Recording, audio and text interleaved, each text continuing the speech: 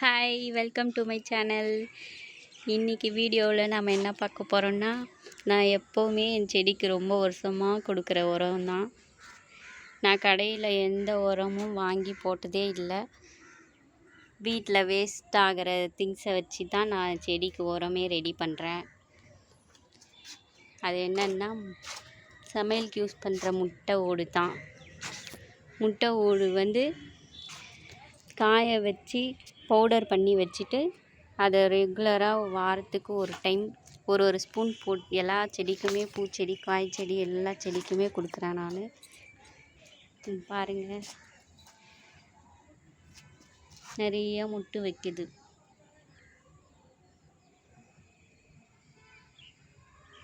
ஒரு நுனிலையும் பாருங்கள் எவ்வளோ முட்டு. இந்த செடி நான் சின்னதாக வாங்கி வச்சேன். இப்போ எவ்வளோ வளர்ந்துருக்கு பாருங்கள்.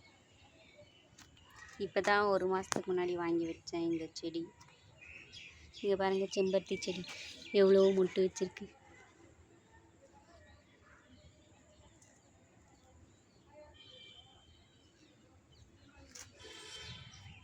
நான் முட்டை ஓடும் வாழைப்பழ தோலும் மட்டும்தான் நான் கொடுக்குறேன்.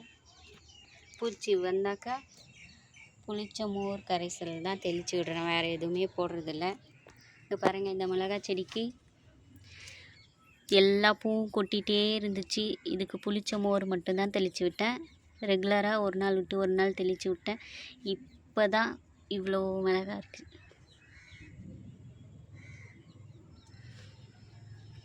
நம்ம முட்டை ஓட தூக்கி அப்படியே செடிக்கு போடாமல் அதை காய வச்சு பவுடர் பண்ணி போட்டாக்கா சீக்கிரமாக அது மக்கி செடி நல்லா வளருது. இங்கே பாருங்கள், காய வச்சு நான் பவுடர் பண்ணி வச்சுருக்கேன். இந்த மாதிரி நல்லா மிக்சியில் போட்டு பவுடர் பண்ணி வச்சுக்கோங்க. வெயிலில் காய வைக்காமல் நிழல்லே ஒரு நாள் காய வச்சு அரைச்சி வச்சுடுங்க. வாழைப்பழத்தோலும் அதே மாதிரி காய வச்சு பவுடர் பண்ணி வச்சுட்டு வாரத்துக்கு ஒரு ஸ்பூன் ஒரு செடிக்கு. சின்ன செடியாக இருந்தால் 1 ஸ்பூன் போதும். பாருங்கள், இந்த மாதிரி ஓரத்தில் கிளறி விட்டுக்கோங்க. இங்கே பாருங்கள், முட்டை ஓடுனா கொஞ்சம் அப்படியே கையிலேயே க்ரஷ் பண்ணி போட்டதெல்லாம் பாருங்கள் மக்கவே இல்லை.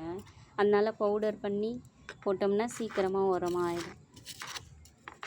இப்படி வேர் பக்கத்தில் போடாமல் எந்த உரமாக இருந்தாலும் வேரை விட்டு தள்ளி கொஞ்சம் கிளறிட்டு ஒரு ஸ்பூன் அளவுக்கு போட்டால் போதும். இது போட்டுட்டு மண்ணை மூடி விட்டுருங்க.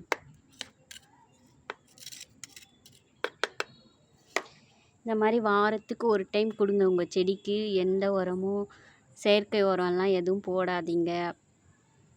இயற்கையாக நம்ம வீட்லேயே இருக்கிற உரத்தை இந்த மாதிரி யூஸ்ஃபுல்லாக மாற்றி போட்டு வளர்த்து பாருங்கள். நல்லா வந்துச்சுன்னா கமெண்ட் பண்ணுங்கள். வீடியோ பிடிச்சிருந்தா லைக் பண்ணுங்கள், சப்ஸ்கிரைப் பண்ணுங்கள். தேங்க்யூ. Happy gardening.